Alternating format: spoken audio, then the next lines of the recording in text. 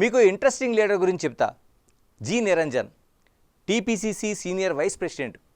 ఆయన ఎవరో చాలామందికి తెలియకపోవచ్చు, ప్రతిపక్షాలకు మాత్రం చాలా బాగా తెలుసు. సైలెంట్గా పనిచేసుకుపోతారు, విపక్షాలను షేక్ చేస్తుంటారు.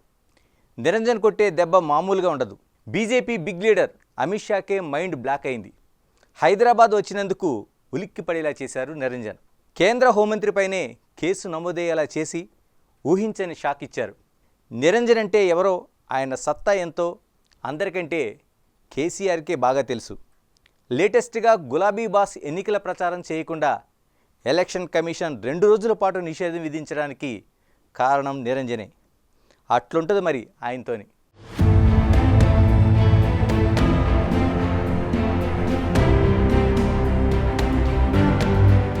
ఇప్పుడే కాదు, ఎప్పుడూ ఊహించని షాకులు ఇవ్వడంలో నిరంజన్ ఎక్స్పర్ట్.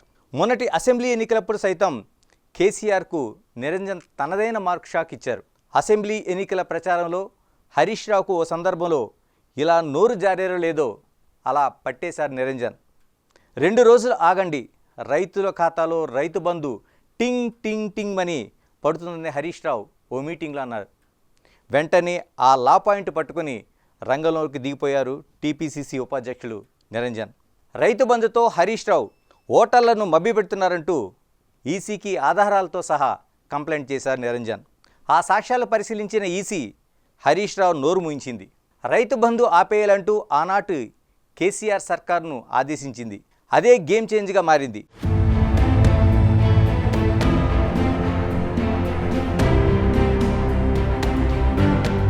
నిరంజన్ కొట్టిన దెబ్బకు బీఆర్ఎస్ కకలవికలమైంది.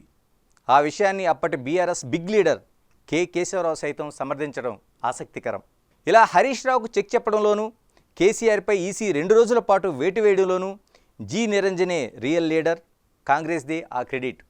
లేటెస్ట్గా అమిత్ షాపై కేసు వేయడంలోనూ నిరంజన్ ప్రదర్శించిన చాణక్యం మామూలు విషయం కాదు. ఒకే దెబ్బకు అమిత్ షా, మాధవీలత, కిషన్ రెడ్డి, రాజాసింగిలపై కేసు నమోదయ్యేలా చేసింది.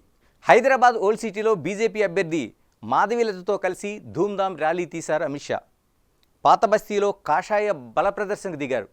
ఆ ర్యాలీని లైవ్లో చాలామంది చూసుంటారు. కానీ Congress vice president G Niranjan మాత్రం ఆ ర్యాలీని తనదైన యాంగిల్లో చూశారు. ఎక్కడ లూప్ హోల్ ఉందో గుర్తించి అది పట్టేశారు. నిబంధనలకు విరుద్ధంగా చిన్నపిల్లలతో బీజేపీ ప్రముఖులు ప్రచారం చేశారని ఈసీకి ఫిర్యాదు చేశారు. వీడియో ఫొటోస్తో అడ్డంగా దొరికిపోవడంతో కేంద్ర మంత్రి అమిత్ షాపై కేసు పెట్టక తప్పలేదు ఈసీకి. కాంగ్రెస్కు షాక్ ఇద్దామని అమిత్ షా తెలంగాణ టూర్ వేస్తే ఆ షాక్కే షాక్ ఇచ్చారు నిరంజన్.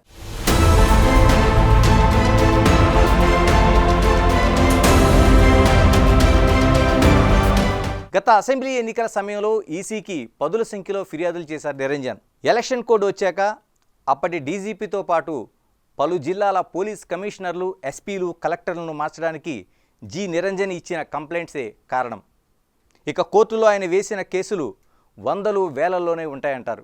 కాంగ్రెస్కి ఎన్నో ఘన విజయాలు సాధించి పెట్టిన అంతటి కీలకమైన నాయకుడు జి నిరంజన్ మాత్రం బయట అంతగా ఎక్స్పోజ్ అవరు.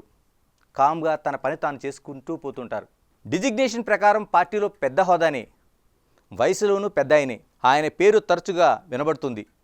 గాంధీ భవన్లో దాదాపు ప్రతిరోజు ప్రెస్ మీట్లు పెడుతూ ఉంటారు. అనేక అంశాలపై అనర్గళంగా మాట్లాడతారు. అయినా ఎందుకో ఏమో కానీ ఆయనకు రావాల్సినంత పాపులారిటీ మాత్రం రాలేదంటారు.